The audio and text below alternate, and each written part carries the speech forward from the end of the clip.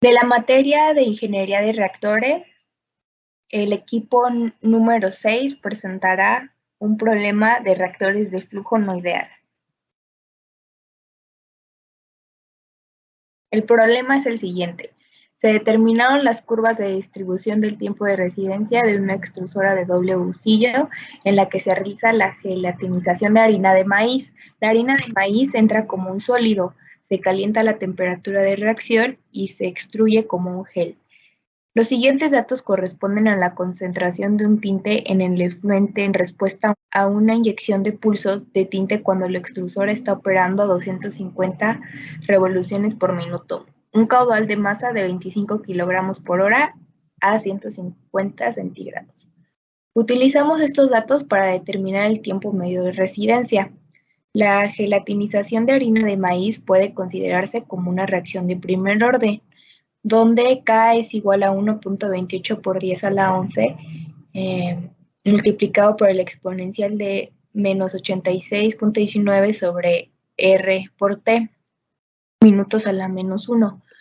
El problema ya nos da el valor de K, ya agregando en esta T los 150 centígrados a la que se opera el proceso, y nos da que K es igual a 2.90 minutos a la menos 1 o 4.834 por 10 a la menos 2 segundos. Vamos a determinar la conversión predicha usando el modelo de flujo segregado si la extrusora opera isotérmicamente a 150 centígrados. Estos son los datos que nos da el problema. A partir de estos lo graficamos el tiempo y la concentración. Y observamos que la gráfica tiene tendencia a un experimento de impulso. Conociendo que el experimento tiene tendencia a un experimento de impulso, conocemos que el área bajo la curva va a ser igual a la sumatoria de la concentración promedio por la diferencial de temperatura. Así vamos a obtener el área bajo la curva. El área bajo la curva a partir de estos cálculos nos dio que es de 0.9745. Para el cálculo del Residence Time Distribution, que es la curva E, tenemos que E va a ser igual a la C impulso, que es nuestra concentración, sobre nuestra área que obtuvimos, que fue de 0.9745. El área bajo la curva nos tiene que dar de 1. Así que en el cálculo tenemos que E promedio por el diferencial de temperatura nos da una sumatoria de 1. Así que podemos confirmar que nuestros cálculos son correctos. A partir de esta gráfica observamos que tiene un comportamiento de un reactor de flujo arbitrario. Para el cálculo del tiempo medio de residencia, conocemos que va a ser igual a la sumatoria de T promedio por E promedio por el diferencial de temperatura. Y esto nos va a dar un tiempo de residencia de 53.8289 segundos. Para el cálculo de la conversión nos indican que es a 150 centígrados y conocemos que la reacción es de primer orden y nuestra K es igual a 4.4 por 10 a la menos 2 segundos a la menos 1.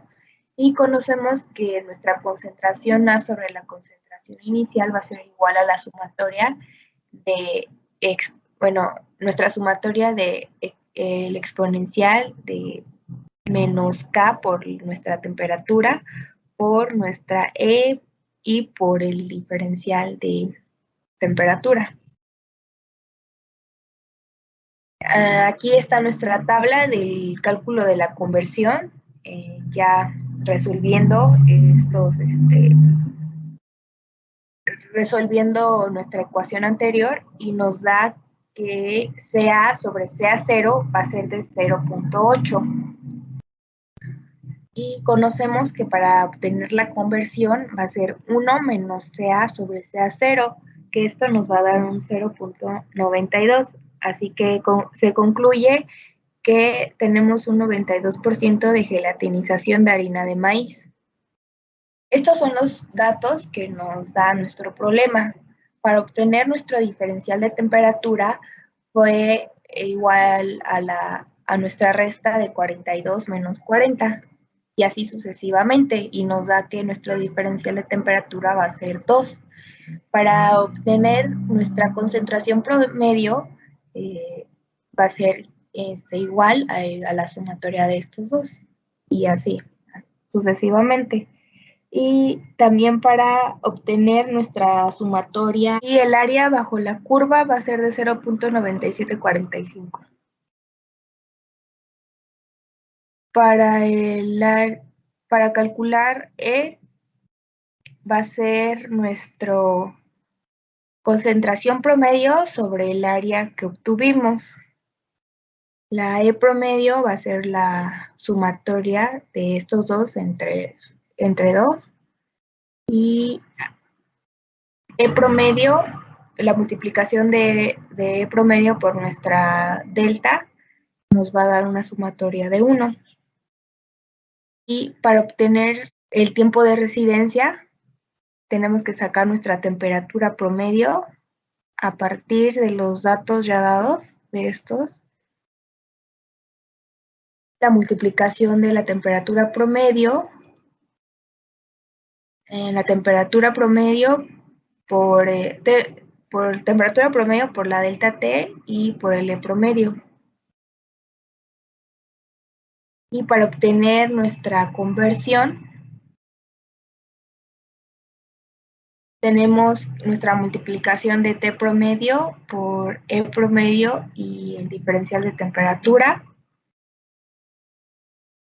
Aquí va a ser el exponencial de menos K, que nos da el problema, por la temperatura promedio, y esto va a ser la multiplicación de obtenida aquí por promedio y el diferencial de temperatura.